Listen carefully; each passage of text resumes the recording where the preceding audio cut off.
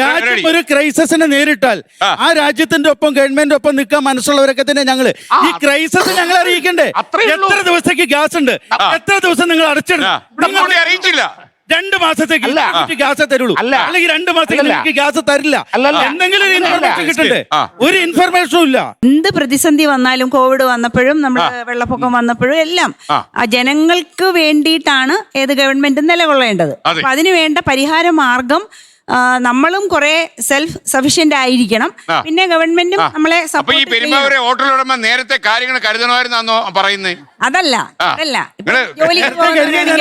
സാറേ, ജോലിക്ക് പോകുന്നവരാണെങ്കിൽ വീട്ടില് വിറക് വെച്ച് അടുപ്പൂതി ഭക്ഷണം ഉണ്ടാക്കി പൊതിഞ്ഞു കെട്ടി ഉദ്യോഗ സ്ഥലത്ത് പോകുമ്പം അതിനുള്ള സമയം കുറയും.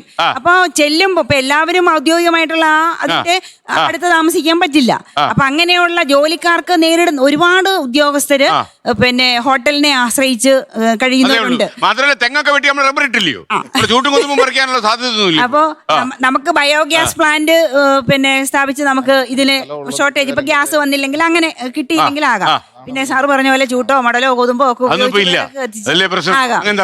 Per capita consumption of LPG ഇന്ത്യയില് 120 kg ആണ് ഒരു കൊല്ലം. അതെന്ന് പറഞ്ഞാൽ ഒരു 8-9 സിലിണ്ടർ വരും. അപ്പൊ ഈ 45 ദിവസത്തെ ആ ഗ്യാപ്പ് വെച്ചാല് ഇത് ഏതാണ്ട് കറക്റ്റ് ആയി വരും. അഡ്ജസ്റ്റ് ചെയ്യാൻ പറ്റുന്നില്ലെന്ന് വീട്ടമ്മമാര് പറയാതെ ഇതൊക്കെ കണക്കുകൾ തോന്നുന്നത് ഈ മനുഷ്യന് അടുക്കളയുമായിട്ട് ബന്ധമില്ലെന്ന്. ഒരു ബന്ധമില്ല, ഇത് കണക്കുകളിൽ പറയുന്നതാണ്. പവറിന്റെ ഇലക്ട്രിസിറ്റിയുടെ വില കുറച്ചു. അതേപോലെ ഇൻഡക്ഷൻ ഇലക്ട്രിക് കുക്കറുകളുടെ ടാക്സിൽ ഗവൺമെന്റ് കുറവ് വരുത്തി. ഇങ്ങനെ പല ഇൻസെന്റീവ്സും ജനങ്ങൾക്ക് കൊടുത്ത് അവരെ താൽക്കാലികമായിട്ട് പറ്റി ഓർക്കണ്ട. ആമസോണിൽ ഇൻഡക്ഷൻ കുക്കർ വിറ്റ് തീർന്നുപോയി. ഓൾ ഓവർ ഇന്ത്യ കിട്ടാനില്ല, ഇൻഡക്ഷൻ കുക്കർ കിട്ടാനില്ല. നമ്മുടെ ആൾക്കാരുടെ പേടി ചില്ലറ പേടിയല്ല കേട്ടോ. ഈ അടുപ്പെന്ന് പറഞ്ഞ ഈ 2 സെന്റ് 3 സെന്റ് ഉള്ള വീട്ടുകാര് അടുപ്പിച്ചുള്ള വീടുകളുണ്ടല്ലോ ഇപ്പൊ കൂടുതൽ ന്യൂക്ലിയർ എന്ന് പറയുന്നത്. അപ്പൊ അവിടെ ഒരു അടുപ്പ് കൂട്ടി അതിൽ നിന്നുള്ള പുക മറ്റേ വീട്ടിലോട്ട് ചെന്ന് കഴിഞ്ഞാൽ അപ്പോ അതിനുള്ള ഒരു എന്താ പറയുന്ന പൊല്യൂഷൻ വലിയ പ്രശ്നങ്ങൾ ഉണ്ടാകുന്നു. കോടതി കേസ് വരും.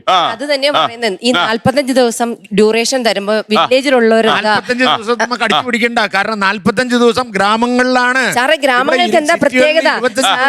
ഗ്രാമങ്ങൾക്ക് എന്താ പ്രത്യേകത? നമ്മള് ഗ്രാമത്തിലിരിക്കുന്നത് പാനിക്കുണ്ടാക്കല്ലേ ബാബുചേട്ടാ, നമ്മള് ഗ്രാമത്തിലാണ് ഇരിക്കുന്നത്. ഈ ഗ്രാമവാസികളാണ് ഈ പരാതി പറഞ്ഞുകൊണ്ടിരിക്കുന്നത്. അല്ലാണ്ട് ഗ്രാമം എന്ന് പറയുന്നത് കേരളം ഇന്നൊരു ടൗൺഷിപ്പായിട്ട് മാറിക്കൊണ്ടിരിക്കുന്ന കേരളം ഒരു ടൗൺഷിപ്പാണ്. ഇന്ന് ഗ്രാമമൊന്നുമില്ല. ഇതൊക്കെ നമ്മൾ കാറ്റഗറൈസ്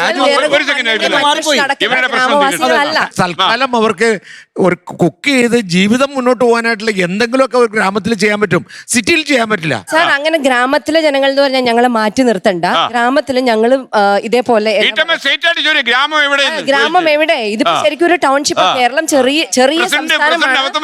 ഞങ്ങൾക്കും ഈ പറയുന്ന പോലെ വിറകും മണ്ണെണ്ണ അന്വേഷിച്ച് നടക്കാനുള്ള സമയമില്ല, അതിനുള്ള സാഹചര്യമില്ല.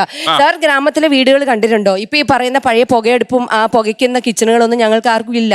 ലോകത്തെവിടെയായാലും ഏത് സമയത്തും 24 വാർത്തകളും ഓഗ്മെന്റഡ് റിയാലിറ്റി പാക്കേജുകളും എക്സ്പ്ലെയിനറുകളും വിശദമായി കാണാൻ ഞങ്ങളുടെ യൂട്യൂബ് ചാനൽ നിങ്ങൾക്ക് സബ്സ്ക്രൈബ് ചെയ്യാം.